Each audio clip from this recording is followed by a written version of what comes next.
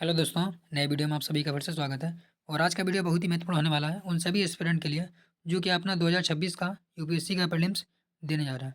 क्यों? क्योंकि आज की वीडियो में हम लोग क्या करेंगे, आज के वीडियो में हम लोग करेंगे कवर जो कि अपना आता है सीसेट में कॉम्प्रिहेंशन वाला पार्ट। तो आप लोग जानते होंगे कॉम्प्रिहेंशन से कितने आते हैं, लगभग हर साल 28 से 30 क्वेश्चन जो है कॉम्प्रिहेंशन से आ जाते हैं। अगर आप लोगों की एक्यूरेसी कॉम्प्रिहेंशन में अच्छी हो जाती है तो मिनिमम अगर आप लोग क्या 20 क्वेश्चन भी अगर 30 में से सही कर देते हैं निगेटिव हटाने के बाद में, तो मतलब आपका सीसेट क्लियर करना बहुत ईज़ी हो जाता है। क्योंकि आप लोगों को पता होगा कि सीसेट क्या होता है, आज के टाइम पे इतना डिफ़िकल्ट होता जा रहा है कि आईआईटीएन भी क्या हो रहा है, सीसेट में फ़ेल हो रहा है।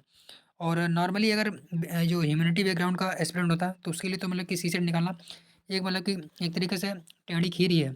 तो इसलिए यानी कि आज का वीडियो अगर आप लोग कंप्लीट देख लेते हैं, तो आपका कॉम्प्रिहेंशन वाला पार्ट है, जो बहुत ही मतलब कि स्ट्रॉन्ग हो जाएगा। क्योंकि आज के वीडियो में हम लोग क्या करेंगे, जो यूपीएससी सिविल सर्विसेज 2025 में एग्ज़ाम हुआ था, इसके पीवाईक्यू को हम लोग आज कवर करने वाले हैं। तो इसके लिए क्या कीजिएगा, हम लोग वीडियो को लास्ट तक देखिएगा। साथ ही साथ क्या वीडियो को लाइक भी कर लीजिएगा और चैनल को सब्सक्राइब भी कर लीजिएगा।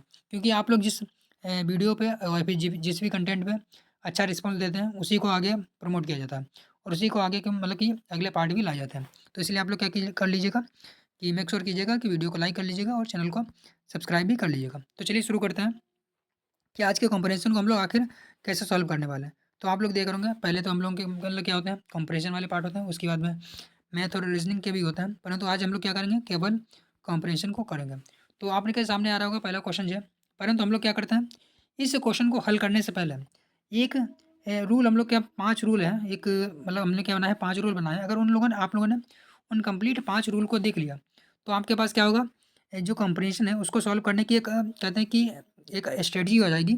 और एक कहते हैं कि स्ट्रेटजी ऐसी मिल जाएगी जिसके ज़रिए आप लोग क्या कंपैरिज़न को बहुत ईज़िली तरीके से सॉल्व कर पाएँगे। तो चलिए सबसे पहले क्या करते हैं, उन मतलब कि 5 के 5 गोल्डन रूल को एक बार देख लेते हैं कि कौन से रूल हैं जिसके ज़रिए हम लोग क्या करने वाले हैं, आज के कंपैरिज़न को सॉल्व करने वाले हैं। तो चलिए शुरू करते हैं, उन रूल को आपको दिखाते हैं पहले।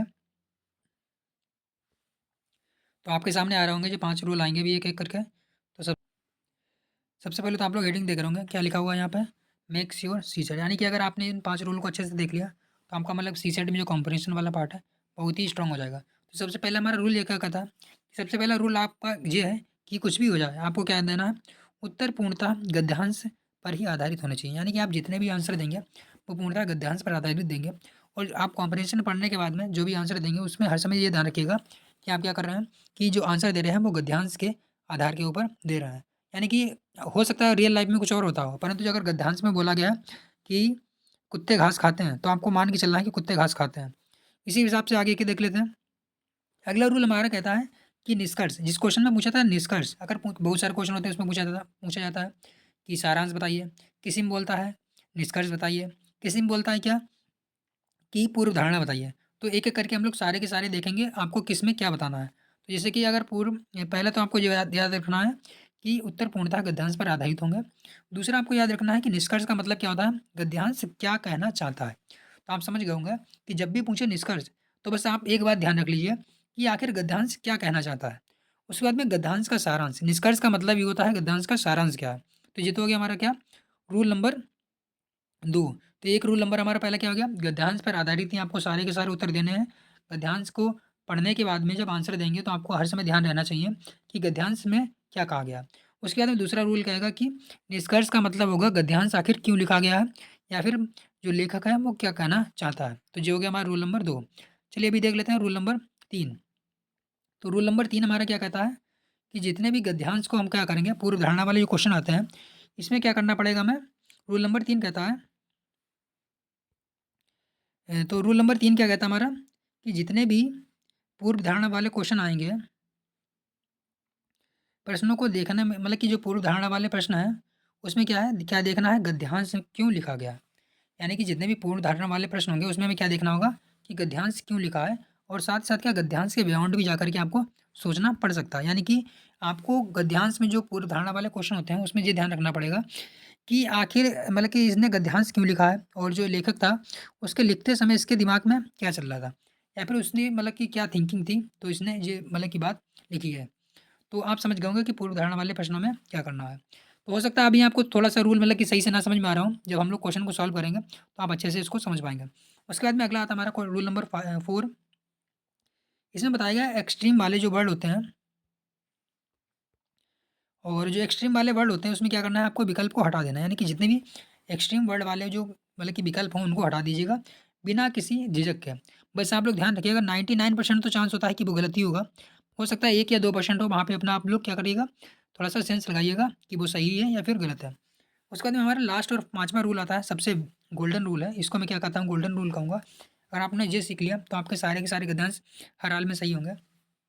तो क्या करना है आपको, आपको उत्तर नहीं ढूँढना, यानी कि आपको आंसर नहीं ढूँढना, क्या करना है, आपको गलत विकल्प ढूँढना है। यानी कि आपके पास 4 विकल्प दिए हैं, उनमें से आप 3 को काट देंगे, तो आपके पास जो आंसर बचेगा, वही आपका क्या होगा, सही विकल्प होगा। तो इस प्रकार से आपको क्या करना है, उत्तर को ढूँढते समय गलत विकल्प को पहले हटाना है, उसके बाद में उत्तर सही तक पहुँचना है। तो ये हमारा क्या होगा, 5वां गोल्डन रूल होगा। तो चलिए अभी हम लोग क्या करते हैं, अपने जो गद्यांश वाले जो मतलब कि आप लोगों का जो क्वेश्चन है, क्वेश्चन पेपर है, उसके गद्यांश को सॉल्व करते हैं। चलिए इसको हटा देते हैं और आपने 5 के पाँचों रूल देख लिया। तो चलिए अभी हम लोग आ गए हैं अपने आ गए हम लोग किस पे आ गए अपना, जो आप लोगों का जो क्या नाम है क्वेश्चन पेपर है उसी पे आ गए हैं और कंप्लीट एक एक करके सभी को सॉल्व करते हैं। सबसे पहले इसको हटा देते हैं ताकि हम लोगों ने जो लिखा था, ताकि क्वेश्चन के गद्यांश को सही से पढ़ने में आराम रहे। तो पहला हम लोगों का आता है क्वेश्चन, देख रहे होंगे क्या लिखा है, नीचे दिए गए 2 परिच्छेदों को पढ़िए और परिच्छेदों के नीचे आने वाले प्रश्नांशों के उत्तर दीजिए। इन प्रश्नांशों के लिए उत्तर केवल परिच्छेद पर आधारित होंगे। देख रहे होंगे सीधे-सीधे इसमें ही बोल दिया कि परिच्छेद पर आधारित ही सारे आपको आंसर देना है। तो पहले क्या बोला गया है? परिच्छेद पहला हमारा है कि किसी पारिस्थितिकी तंत्र का जैव विविधता के संरक्षण भर के लिए अनुरक्षण करने से इसकी वाणिज्यिक संभाव्यता, थोड़ा सा बड़ा कर देते हैं ताकि आपको समझने में आराम रहे। क्या बोला है? किसी पारिस्थितिकी तंत्र का जैव विविधता से संरक्षण किसी पारिस्थितिकी तंत्र का जैव विविधता के संरक्षण भर के लिए अनुरक्षण करने से इसकी वाणिज्यिक संभाव्यता, साथ ही इस पारिस्थितिकी तंत्र पर निर्भर आजीविकाएं प्रभावित होंगी। किसी पारिस्थितिकी तंत्र का उपयोग केवल आजीविकाओं के लिए हो या वाणिज्यिक दोहन के लिए हो या अनिवार्यता संरक्षण के लिए ही हो, इनके बीच भी परस्पर विरोध है। क्या विरोध है आपको यहाँ पे ध्यान रखना, हो सकता है यहाँ से क्वेश्चन बने। उसके बाद में क्या है, वाणिज्यिक दोहन के परिणाम स्वरूप होने वाले वनानुमूलन से वनों पर निर्भर आजीविकाओं पर प्रतिकूल प्रभाव पड़ने के अतिरिक्त बाढ़, गाद बनने की समस्याएं और सूक्ष्म जलवायवीय अस्थिरताएं जैसी अप्रत्यक्ष हानियां होंगी। तो यहाँ पे बोल रहा है हानियां होंगी, ये भी आपको ध्यान रखना है। उसके बाद में विकासशील देशों में जहाँ पारिस्थितिकी तंत्र पर लोगों की निर्भरता बहुत महत्वपूर्ण है और वाणिज्यिक दोहन से राष्ट्रीय आय में अति वृद्धि आने की संभाव्यता है, ये परस्पर विरोधी स्थितियाँ खास तौर पर विकट हैं। तो आपको आप लोगों ने पढ़ लिया होगा। अभी चलिए क्वेश्चन को पढ़ लेते हैं। इसमें क्वेश्चन कितने दिए हैं, 2 दिए हैं। निम्नलिखित परिच्छेदों में से निम्नलिखित में से कौन सा कथन इन परिच्छेदों के लेखक द्वारा व्यक्त सबसे महत्वपूर्ण संदेश। तो देख रहे होंगे इसमें पूछा गया संदेश। तो संदेश का मतलब क्या है कि लेखक ने इस लिखा है, इसका मतलब कि क्या संदेश देना चाहता है। तो चलिए पढ़ के देखते हैं। जब लोग अपनी आजीविकाओं के लिए पारिस्थितिकी तंत्र पर निर्भर होते हैं तो जैव विविधता के संरक्षण के मुद्दे को लेकर चिंता आवश्यक नहीं है। तो देख रहे हैं यहाँ पे बोला चिंता चिंता आवश्यक नहीं है, तो कहीं ना कहीं ये निगेटिव सेंस में बोल रहा है। तो जहाँ पे भी आपको कोई विकल्प निगेटिव मिले उसको आपको हटा देना है। तो अभी हम लोगों ने जो रूल नंबर 5 पढ़ा था, क्या कहा था हम लोगों ने कि पहले आप लोगों को गलत विकल्प हटाने हैं। तो यानी कि हम लोगों ने पहला हटा दिया कि पहला तो नहीं हो सकता। वनों का वाणिज्यिक दोहन वनों पर भोजन और आश्रय के लिए निर्भर रहने वाले लोगों का मूल अधिकार है। तो कहीं पे क्या मूल अधिकारों की बात हुई थी कि वन जो है मूल अधिकार है, तो इसका मतलब हमारा 2 भी गलत है। और जो कि हमारा रूल नंबर पहला ही था कि गद्यांश के जो सारे के सारे आंसर होंगे वो कहाँ पे होंगे, गद्यांश पर आधारित ही होंगे और मूल अधिकारों की कहीं में भी बात नहीं हुई थी। उसके बाद में बोला है आजीविका का संपोषण और पारिस्थितिकी तंत्र का निम्नीकरण एक साथ होने से वे एक दूसरे को तीव्र करते हैं जिससे वे परस्पर विरोधी और असंतुलित होंगे। तो बिल्कुल सही बात है, अभी हम लोगों ने जस्ट पढ़ा भी था, यहाँ पे देख रहे होंगे परस्पर विरोधी विकट परिस्थितियाँ खास तौर पर होती हैं। तो यानी कि हमारा राइट आंसर क्या होगा, सी होगा। परंतु हम लोग डी भी पढ़ेंगे क्योंकि हम लोग जब तक कि चारों के चारों विकल्प नहीं पढ़ लेते तब तक आंसर नहीं लगाएंगे। पारिस्थितिकी तंत्र का वाणिज्यिक दोहन पूर्ण रूप से बंद कर देना चाहिए। तो ये देख रहे होंगे अव्यवहारिक विकल्प है। तो आप लोग समझ गए होंगे कि आपके पास राइट सी आंसर कैसे होगा। हो सकता है पहला हम लोगों को क्वेश्चन सॉल्व करने में थोड़ा सा टाइम लग गया होगा, परंतु पूरी की पूरी हम लोगों ने क्या बनाया है, पूरा का पूरा बैकग्राउंड बना लिया कि आपको कैसे कॉम्प्रिहेंशन को सॉल्व करना है, कैसे रूल को ध्यान रखना है, कैसे आपको क्या है क्वेश्चन को पढ़ना है, कैसे विकल्पों को छाँटना है, कंप्लीट कर लिया। अभी हम लोग क्या करेंगे, थोड़ा-सा स्पीड बढ़ाते हुए चलेंगे। अगला क्या है, उपरोक्त में से कौन-सा परिच्छेद की पूर्व धारणाएँ बनाई गई हैं? तो अभी हम लोगों ने पूर्व धारणा वाले भी देखे थे कि कैसे करना है, कि आखिर जो जो क्या नाम है इसका कॉम्प्रिहेंशन जो है हमारा परिच्छेद क्यों लिखा गया है और जो मतलब कि एग्ज़ामिनर के माइंडसेट में क्या था। तो चलिए देख लेते हैं। किसी भी देश को राष्ट्रीय आय में अति वृद्धि लाने के लिए पारिस्थितिकी तंत्र पर निर्भर होने की आवश्यकता नहीं है क्या? तो ऐसी बात क्या कही गई थी कि पारिस्थितिकी तंत्र पर निर्भर होने की आवश्यकता नहीं है।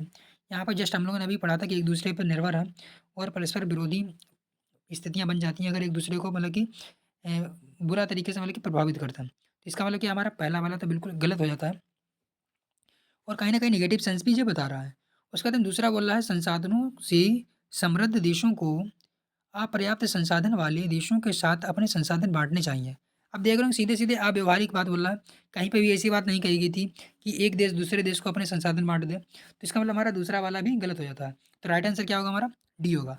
आप देख रहे हो कि कितनी आसानी से आपने 2 क्वेश्चनों को जो है मतलब कि आंसर आप पहुँच गए 2 क्वेश्चन तक। और एक क्वेश्चन आप लोग अगर करते हैं तो आपको पता होगा एक क्वेश्चन आपको क्या एग्ज़ामिनर में मतलब कि एग्ज़ाम में एक क्वेश्चन भी आपको इधर या उधर करने के लिए काफ़ी होता है। यानी कि आपका जो सीसेट होगा, वो क्लियर कराने के लिए केवल एक क्वेश्चन भी सही हो जाता है, तो बहुत बड़ी हेल्प हो जाती है। तो कितनी ईज़ी तरीके से आप लोगों ने सॉल्व कर लिया। चलिए अगला क्वेश्चन अगला जो कंपैरिज़न उसको पढ़ लेते हैं। अगला कंपैरिज़न हमारा क्या कह रहा है? अगला कंपैरिज़न हमारा है नवीकरणीय ऊर्जा के इतिहास से यह सूचित होता है। अभी आप देख रहे होंगे दोनों के दोनों कंपैरिज़न हमारे क्या एनवायरनमेंट्स हैं। तो एक बात आपको मैं यहाँ पे और बता देता हूँ कि 90% चांस होता है कि अगर कंपैरिज़न बनेगा, तो कहाँ से बनेगा? एनवायरनमेंट से बनेगा या फिर इकोनॉमी से बनेगा। इन 2 से ही बनता है 90% चांस होते हैं कि कंपटीशन इकोनॉमी से या एनवायरनमेंट से। और बाकी 10% चांस होते हैं कभी-कभी फिलॉसफी से बन जाता है, कभी-कभी हिस्ट्री से रिलेटेड बन जाता है। बाकी यानी कि समाचार में जो भी चर्चा में रहते हैं उन्हीं से ही बनता है अक्सर। तो चलिए अभी हम लोग पढ़ लेते हैं इसको।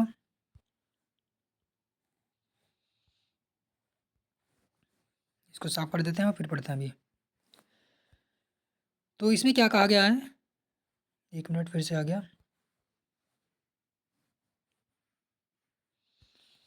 तो इसमें क्या कहा गया है? नवीकरणीय ऊर्जा के इतिहास से यह सूचित होता है कि सीखने का एक अति प्रवण वक्र यानी कि सीखना है उसका एक अति प्रवण वक्र है।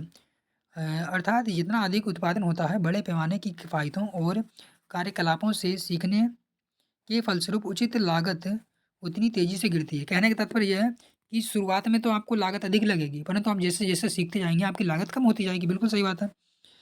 प्रतिष्ठानों का हरित नवप्रवर्तन मार्ग आश्रित है।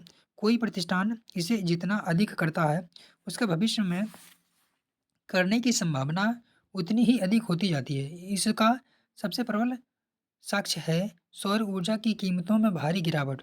2010 के दशक में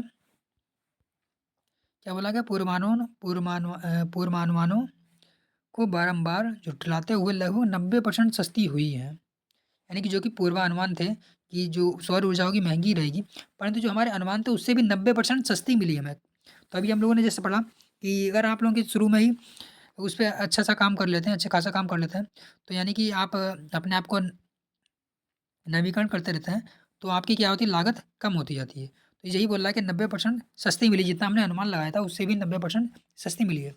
शीघ्र प्रारंभ कर शीघ्र प्रारंभ कर और क्रमिक रूप से चलने से अर्थव्यवस्थाओं को व्यवस्थित होने के लिए अधिक समय मिल जाता है, जिससे उन्हें अधिक विघटन का सामना किए बिना मार्ग आश्रित हरित निवेश के लाभों का उचित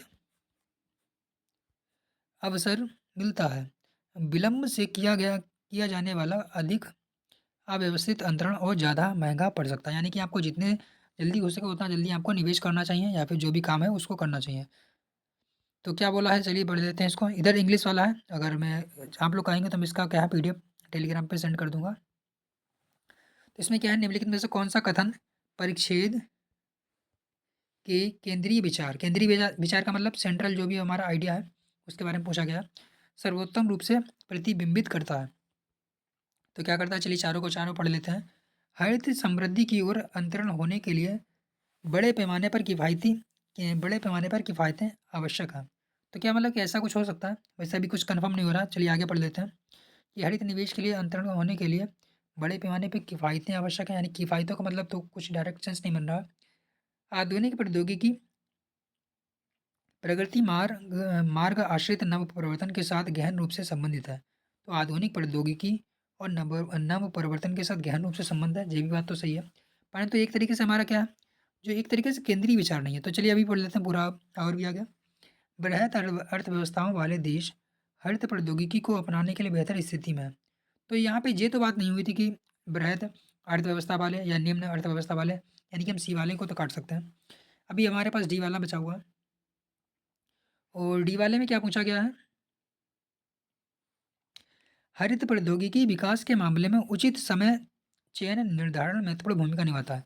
तो बिल्कुल सही बात है। यहाँ पे जैसे कि हम लोगों ने पढ़ा भी था कि जो पहले प्रौद्योगिकी पे काम करेगा वो क्या करेगा, लाभ उठाएगा। यहाँ पे हम लोगों ने जस्ट पढ़ा भी था कि कहाँ पे, यहाँ पे ही हमने पढ़ा था कि संभव हो उतना जल्दी अधिक होता है। कोई भी प्रतिष्ठान इसे जितना अधिक करता है, भविष्य में होने की संभावना उतनी ही अधिक होती है। प्रबल साक्ष्यों और ऊर्जा की गिरावटों के 2010 के पूर्वानुमानों को बारंबार झुठलाते हुए 90% सस्ती हुई हैं। यहाँ पे लिखा है क्या, समय, अधिक समय मिल जाता है, यानी कि यहाँ पे समझ गए होंगे आप क्या होगा इसका आंसर, राइट। मेन तो यही है कि आपके यहाँ जितनी जल्दी हो सके, इसमें क्या है, उचित समय पर आप प्रौद्योगिकी में घुस जाएंगे तो आपको उतना ही अधिक लाभ होगा। तो राइट आंसर क्या होगा हमारा, डी हो जाएगा। चलिए अगला देख लेते हैं, अगला क्या है। अगला पूछा गया है, उपयुक्त में से संदर्भ में से पूर्व धारणा बनाई गई है। तो पूर्व धारणा वाले प्रश्न हमने क्या बताए थे, उसी प्रकार से हम लोग करेंगे। भारत जैसे देश में भारत जैसे देश में मार्ग आश्रित हरित निवेश, कहीं पर मार्ग आश्रित हरित निवेश की क्या बात हुई थी क्या, अंततः सर्वाधिक संभाव्य रूप से समृद्धि की ओर और साथ ही साथ लोक वित्त को लाभ पहुंचाएगा। तो ये तो सीधे सीधे आप समझ गए होंगे, एक्सट्रीम वर्ड की बात कर रहा है। और कहीं पे भी मार्ग आश्रित हरित निवेश के बारे में बात नहीं की कही गई थी, और ना ही सर्वाधिक संभावित रूप से समृद्धि के बारे में बात हुई थी। अगला हमारा क्या कहता है, यदि अन्य हरित प्रौद्योगिकियां उसी प्रतिरूप का अनुसरण कर रहे हैं, जिस प्रतिरूप का अनुसरण सौर ऊर्जा के मामले में हुआ है, तो सर्वाधिक संभावना है कि हरित अंतरण सरल होगा। तो बिल्कुल सही बात है, यानी कि जिस तरीके से हमारी नवीकरणीय ऊर्जा यानी कि सौर प्रौद्योगिकी में निवेश सबसे पहले किया गया, उसी प्रकार से हमारे क्या, अगर सभी प्रौद्योगिकियों में भी निवेश किया जाए तो क्या होगा, हमें अधिक लाभ मिलेगा। तो यानी कि इसका राइट आंसर क्या होना चाहिए, वैसे तो बी होना चाहिए, बिल्कुल सही बात है। और ए हमारा क्या है, वो गलत है। तो इस प्रकार से हमारा इसका राइट आंसर क्या हो गया, बी। तो फोर्थ का क्या हो जाएगा हमारा, बी हो जाएगा। चलिए अगले क्वेश्चन को देख लेते हैं, अगला क्या पे हमारा है, क्वेश्चन नंबर 5, 6, ये तो सारे हमारे मैथ और साइंस के हैं। अगले हमारे क्या आते हैं, कंपोजिशन के आगे कहाँ पे आते हैं। अगर आप लोग कमेंट करेंगे तो क्या करेंगे, मैथ और रीजनिंग की भी एक क्लास ले ली जाएगी। और अगला क्वेश्चन हमारा आता है, यहाँ पे चालू हुआ है, यहाँ से 10 के बाद में 11 से। तो अगले कॉम्बिनेशन में क्या कहा गया है, भारत में प्रत्येक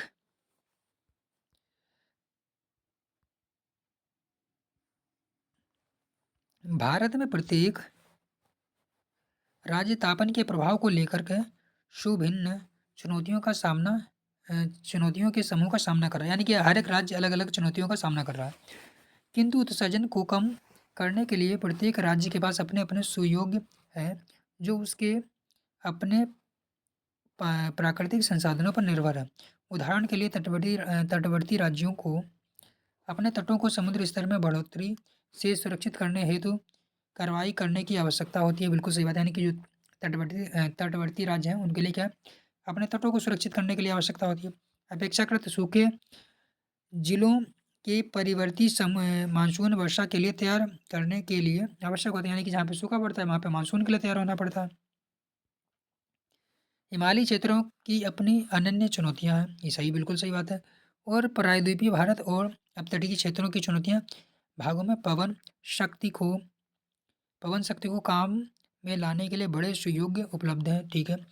अन्य इन विभिन्न परिप्रेक्ष्यों पर भविष्य के लिए स्पष्ट और सतत लक्ष्य विकसित करने हेतु विचार किए जाने की आवश्यकता है। तो इस प्रकार से एक तरीके से वक्तव्य बता दिया गया कि जो हमारे राज्य हैं, जलवायु परिवर्तन या जो भी वैश्विक तापमान है उसके लिए अलग अलग हर एक राज्य की अपनी अपनी चुनौतियां हैं, अपने अपने कहते हैं कि लाभ हैं, तो उसी के बारे में बात की गई है।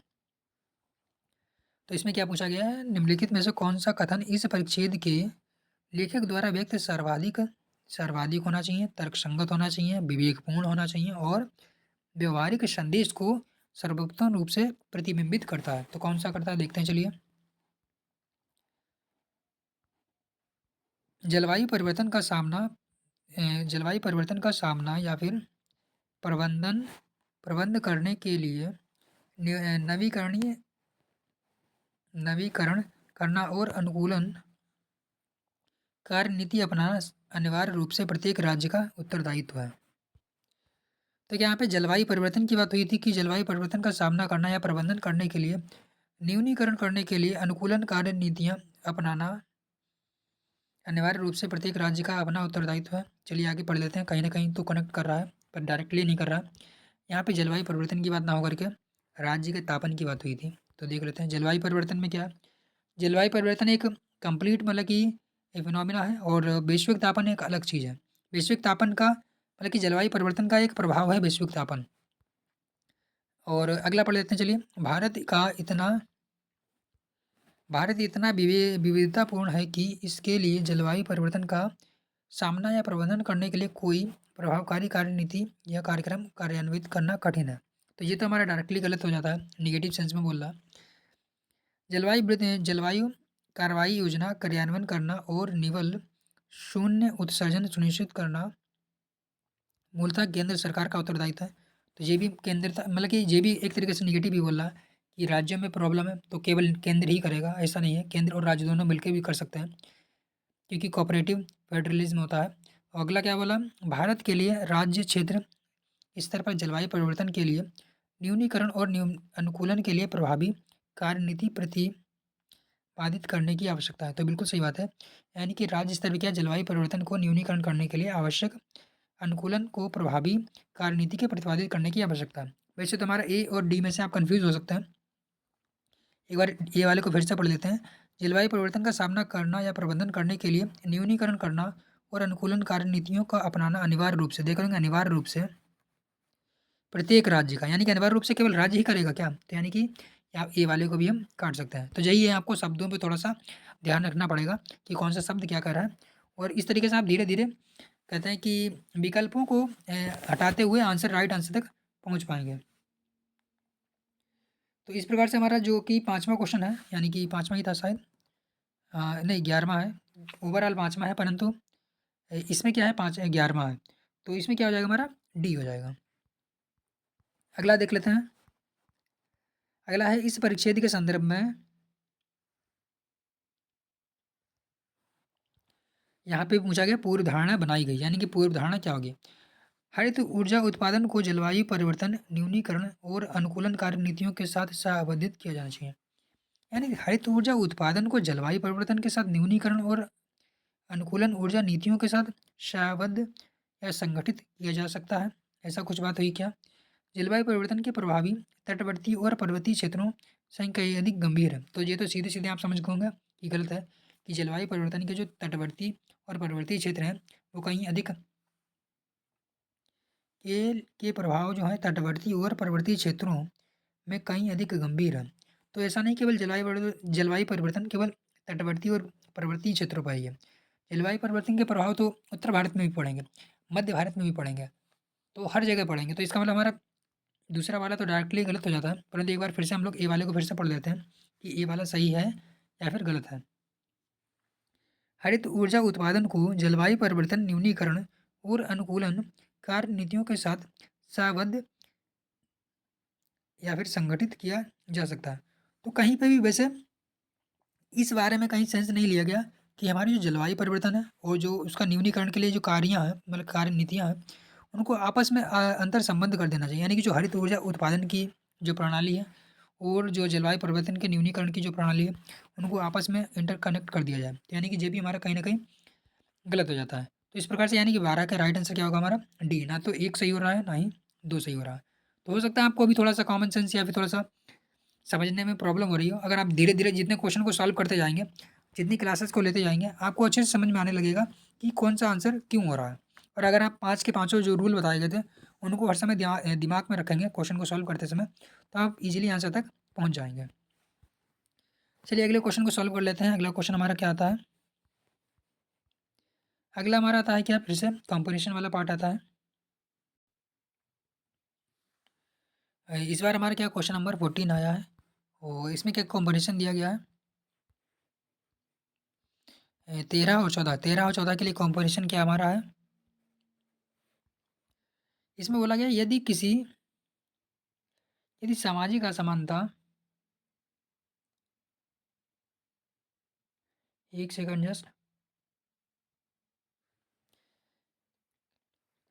क्या बोला है, यदि सामाजिक असमानता भारत में तीव्रतम रूप से महसूस की गई सामाजिक समस्या है, यानी कि सामाजिक असमानता है वो एक सामाजिक समस्या है, तो असुरक्षा गरीबी से भी, जो असुरक्षा होगी वो गरीबी से भी अधिक तीव्रतर रूप से महसूस की गई आर्थिक समस्या है। जो लोग शासकीय गरीबी रेखा के नीचे हैं और उनके अतिरिक्त वे भी जो गरीबी रेखा के ठीक ठीक ऊपर हैं, अनेक प्रकार की संपत्ति अथवा स्वास्थ्य जोखिमों, बाजारों में घटाव बढ़ाव, रोजगार संबंधी अनिश्चितताओं के कारण विभिन्न आर्थिक असुरक्षाओं से प्रभावित हैं। अनेक सरकारी नीतियों का लक्ष्य वास्तव में इन असुरक्षाओं को न्यूनीकरण है। तो देख लेते हैं अनेक जो सरकारी नीतियां या फिर लक्ष्य हैं उसका लक्ष्य क्या है, इन असुरक्षाओं का न्यूनीकरण करना है। तो देख लेते हैं क्या बोला है। निम्नलिखित में से कौन सा कथन इस परिच्छेद के द्वारा व्यक्त अति महत्वपूर्ण संदेश को सर्वोत्तम रूप से प्रतिबिंबित करता है? तो भारत की राजनीतिक कार्यपालिका जो इस बात से अवगत होना चाहिए कि गरीबी और सामाजिक असमानता और उनके परिणाम स्वरूप हुआ असुरक्षा बोध ही मुख्य सामाजिक समस्या है। यानी कि बोला है, फिर से एक बार पढ़ लेते हैं, थोड़ा सा कॉम्प्लेक्स बन रहा है। भारत की राजनीतिक कार्यपालिका को इस बात से अवगत होना चाहिए कि गरीबी और सामाजिक असमानता और उनके परिणाम स्वरूप हुआ असुरक्षा बोध ही मुख्य सामाजिक समस्या, यानी कि केवल गरीबी और सामाजिक असमानता ही मुख्य सामाजिक समस्या है क्या? इसके अलावा भी मतलब कि मेन थीम क्या थी हमारी इसकी? मेन थीम थी कि सरकारी नीतियां जो है वास्तव में असुरक्षा को न्यूनीकरण कर सकती हैं, परंतु गरीबी और जो सामाजिक सुरक्षा है वो तीव्रतम रूप से आर्थिक रूप से समस्या उत्पन्न कर रही है। तो चलिए आगे लेकिन पढ़ लेते हैं। अभी कहीं ना कहीं सही लग रहा है इसको अभी, लेकिन हम लोग टिक नहीं लगाएंगे जब तक कि चार के चारों विकल्पों को नहीं पढ़ लेते हैं। और इसके बाद में क्या बोला गया हमारा,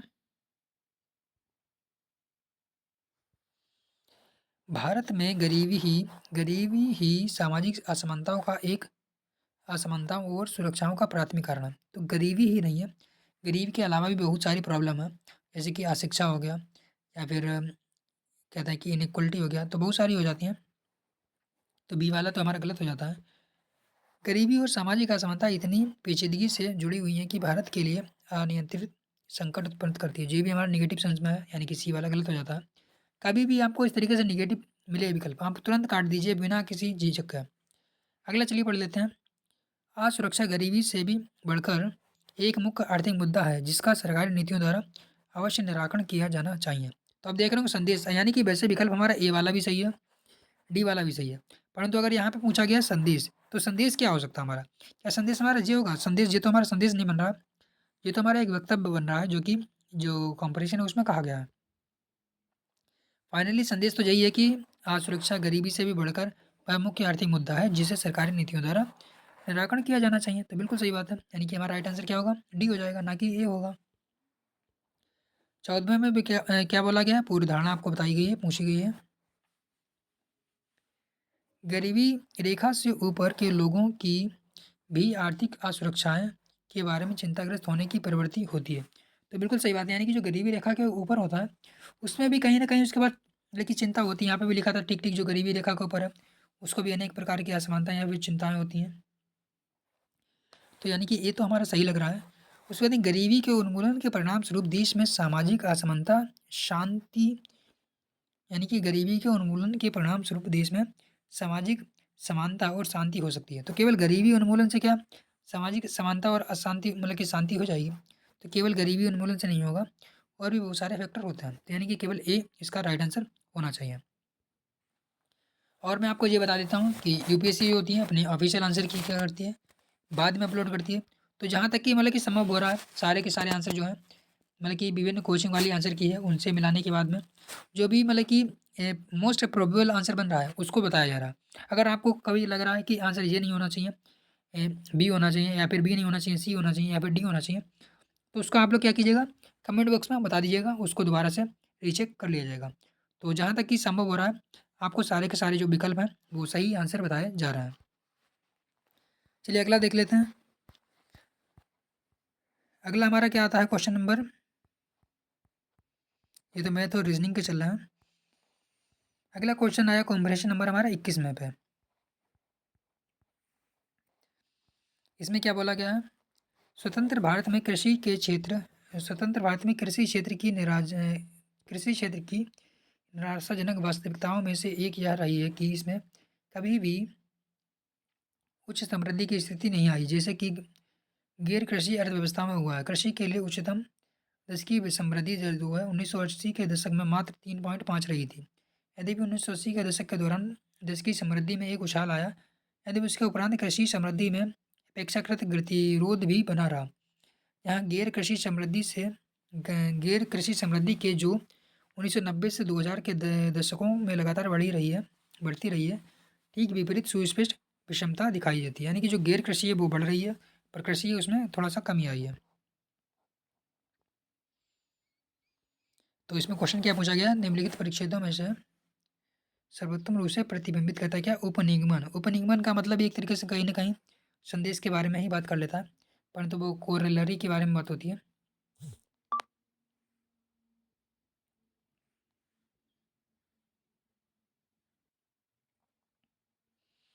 चलिए पढ़ लेते हैं अगला। तो क्या बोला गया है? उपनिगमन के बारे में बात हो रही है। आर्थिक सुधार का लाभ अर्थव्यवस्था के अन्य क्षेत्रों की अपेक्षा कृषि क्षेत्र में धीमी गति से नीचे पहुंचा है। तो क्या यहाँ पे इसके बारे में बात हुई थी क्या? उसके बाद भारत के लिए हरित क्रांति उतनी उपयोगी नहीं हुई जितनी की होने की अपेक्षा थी। तो हरित क्रांति की कहीं पे भी दूर दूर तक कोई बात नहीं हुई। इसका मतलब हमारा ये वाला तो विकल्प बिल्कुल गलत हो जाता है। उसके बाद में आता है भारत यांत्रिकृत और आधुनिक कृषि को अनुकूलित करने में अन्य देशों से पिछड़ गया। तो अन्य देशों की तुलना भी भारत के साथ नहीं हुई थी। इसका मतलब हमारा क्या, ये वाला भी विकल्प गलत हो जाता है। तो यानी कि सी वाला भी गलत है। और उसके बाद में क्या है, गाँव से शहरों में होने वाले प्रवसन के परिणाम स्वरूप कृषि क्षेत्र गतिरोध आया। तो सीधे सीधे आप समझ सकते हैं कि गाँव शहरों की कोई तुलना नहीं हुई है। इसका मतलब हमारा क्या, जो डी वाला है वो भी गलत हो जाता है। अब आपके पास केवल आंसर बचा एक, वो है ए। यानी कि इसका राइट आंसर क्या होगा, हमारा ए हो जाएगा। तो इसी प्रकार आपको आंसर तक पहुंचना है। हो सकता है पहले आपको लग रहा हो कि ये नहीं होगा, परंतु लास्ट में आपके पास यही आंसर बचा, तो उसी को आपको आंसर सही मानना है।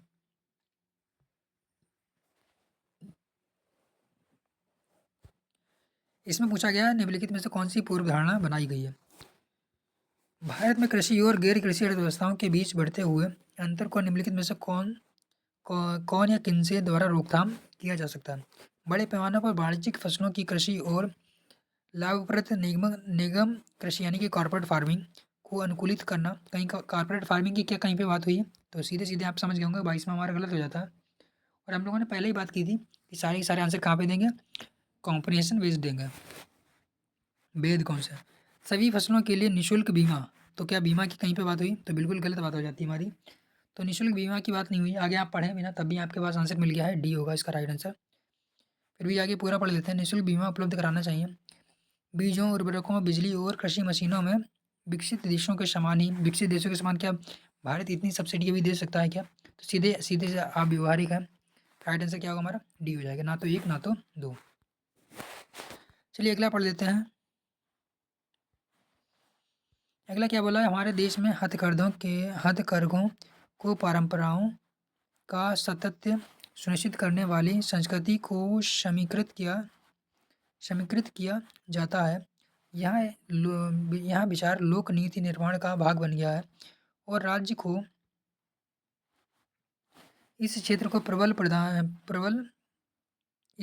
बल प्रदान करने के लिए एक वैध आधार प्रदान करता है। किंतु आज एकल रेखीय सत्व के रूप में परंपरा की इस धारणा को पुरजोर विरोध हो रहा है।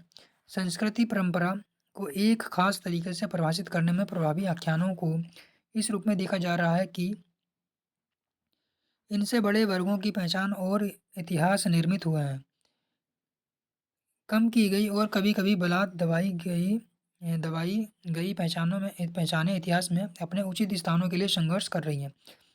इस पृष्ठपथ के सम्मुख जब हथकरघों को पारंपरिक उद्योगों के रूप में प्रोत्साहित किया जाता है यह आश्चर्यजनक नहीं है कि जनसंख्या का एक बड़ा वर्ग इसकी उपेक्षा करना पसंद करे। यानी कि अभी चलिए विकल्प इसको पढ़ देते हैं, फिर इसी हिसाब से हम लोग इसको सॉल्व करेंगे। क्योंकि कभी-कभी ऐसा होगा आपको कि कॉम्प्रिहेंशन आप पूरा पढ़ लेंगे, हो सकता है आपको कॉम्प्रिहेंशन में थोड़ा-सा सही से अंडरस्टैंडिंग ना बन पाए, परंतु जब विकल्प को पढ़ेंगे तो आप इज़िली उनको आंसर दे पाएँगे। तो चलिए निम्नलिखित में क्या लिखा है, निम्नलिखित में से कौन-सा एक कथन इस परिच्छेद के लेखक द्वारा व्यक्त सर्वाधिक तर्कसंगत, विवेकपूर्ण संदेश के बारे में बात कर रहा है? हथकरघा को हथकरघा उद्योग को सांस्कृतिक विरासत की परिरक्षण से संबंधित सीमित आख्यानों से मुक्त करने की आवश्यकता है क्या? तो हो सकता है ये हो, परंतु अभी हम लोग सभी को पढ़ेंगे। हथकरघा उद्योग को राज्य द्वारा सतत सहायता प्रदान करने से हमारे कदापि शानदार कला रूपों और प्राचीन परंपराओं का पुनरीक्षण सुनिश्चित होगा। तो केवल सहायता करने से सुनिश्चित नहीं होगा। तो यानी कि ये तो हमारा पहले से सीधी-सीधी बात गलत हो जाती है। यानी कि अगर उनको आर्थिक सहायता देंगे, तो वो सुनिश्चित हो जाएगा कि उनका परिरक्षण हो जाएगा। ऐसा बिल्कुल भी नहीं है। इसके लिए हमें वैचारिक रूप पर भी काम करना पड़ेगा और राजनीतिक रूप में भी काम करना पड़ेगा और कहते हैं कि उसको संरक्षण यानी कि उसका प्रचार-प्रसार भी करना पड़ेगा। तो इस प्रकार से हमारा बी वाला तो गलत हो जाता है। हथकरघा हथकरघा क्षेत्र की घरेलू इकाइयों का आधुनिकीकरण कर उन्हें आर्थिक रूप से लाभप्रद संगठन की बात क्या कहीं हुई थी या फिर कहीं आधुनिकीकरण की बात हुई थी? तो उनको तो कुल मिला के उनकी परंपरा को संरक्षण के बारे में बात हुई है। तो यहाँ पे संगठन की बात नहीं हुई थी, यानी कि हमारा सी वाला भी गलत हो जाता है। हथकरघा उत्पादन को मशीन आधारित, तो सीधे-सीधे हम सीधे काट सकते हैं कि मशीन की बात कहीं पे भी नहीं हुई। अगर मशीन आधारित कर देंगे तो उनकी परंपरा कहाँ पे रही? तो परंपरा ही उनकी नष्ट हो जाएगी।